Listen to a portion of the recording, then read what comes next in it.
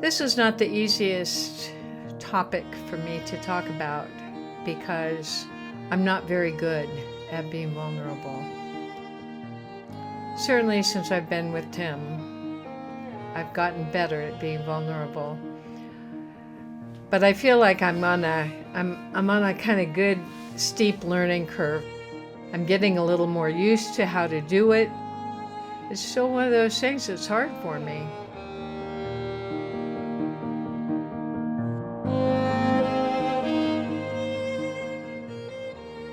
So I have great empathy for other people who have a hard time sort of getting their minds and their hearts wrapped around what in fact does it mean to be vulnerable. Being vulnerable is, by its very nature, taking a risk. And for me, it's been taking a risk of being thought poorly of in some way. Judged, certainly. I noticed with a family member, when I would get emotional, the other family member would feel manipulated.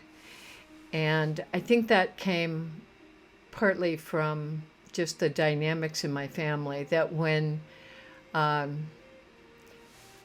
my mother didn't want to have the pressure on her, she would sort of collapse and get weepy, or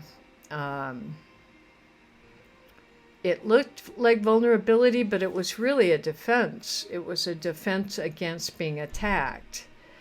And so it wasn't true vulnerability, which is, and it was in that way perhaps manipulative for her to be emotional.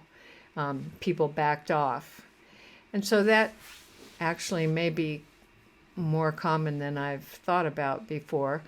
But when you take a real risk, you're not inviting people to back off. It's actually inviting people to get closer, to see more accurately one's idiosyncrasies, or maybe flaws or weaknesses, but just kind of unique needs, or places where one has challenges in being alive. So I'm noticing emotion come up in me right now. Hard to talk about. Hard to talk about without getting emotional. Not that there's anything wrong with getting emotional, but it's especially hard kind of to have it recorded and perhaps be put out there in front of the world. I'm a tender, emotional person, and I don't want to manipulate people with that at all. What I really want is to be close and to be genuine and authentic. Being vulnerable, rather than sort of putting one's absolute best expression, or what one might perceive to be one's best face forward, or one's best self forward, to risk, this isn't my best, or maybe it is my best. It's also confusing, isn't it? It is for me. So I'm struggling to make this video even. How to be vulnerable. Part of what inspired me to make this video right now is I connected with a friend on the phone that I hadn't spoken to in a long time, maybe a year or more. And I was actually afraid that I had lost her out of my life because she hadn't returned a phone call. And with all of the polarization in the world right now, I was afraid that somehow our deep affection for each other had been cut off. And so I called her a number of times and didn't leave a message. What I really wanted was to call and have her pick up the phone so that I wasn't just leaving a message. And she ended up calling me back. As soon as I picked up the phone, I said, "Oh, thank God. Thank God I got in touch with you. I just can't. I've missed you, and I've been so afraid we weren't going to get to connect again." And I teared up, and I said how much I missed her and how much I valued her and what I was afraid of.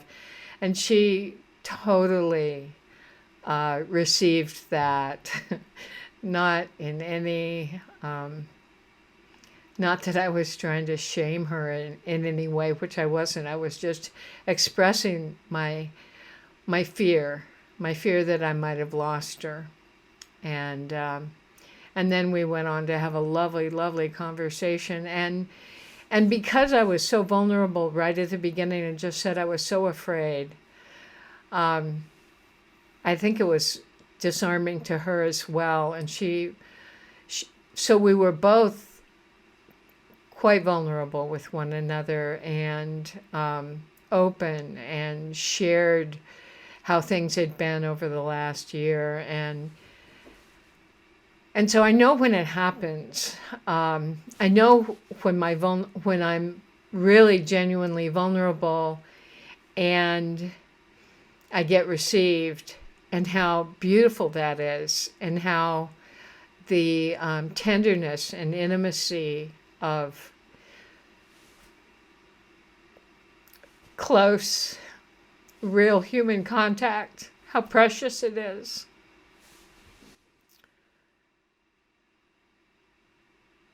Part of what brings the tears right now is how rare that's been in my life, where I exposed myself and had such a wonderful, warm, loving response and engagement. And so the grief comes that it's not been as much of my life as I dearly wish it had been. There's just grief there. Grief. And the fact that it's gotten even harder for lots of reasons, I think. I talked about it in my video on the media fast. I think there's more and more deceptive messaging about who we're supposed to be successful human beings. And one of those things is to really have our shit together. And somehow that's been defined as not having any flaws or weaknesses or needs, but being incredibly self-confident and self-contained and looking like all those influencers or anchor people or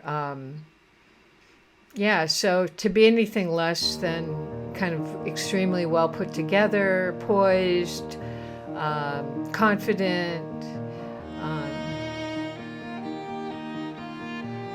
is hard to show. I think it's programming. I think it's propaganda. I think it serves to keep people separated and keep them always longing for something and needing something and never kind of getting what they really need, which is to fully express who they are and their foibles and their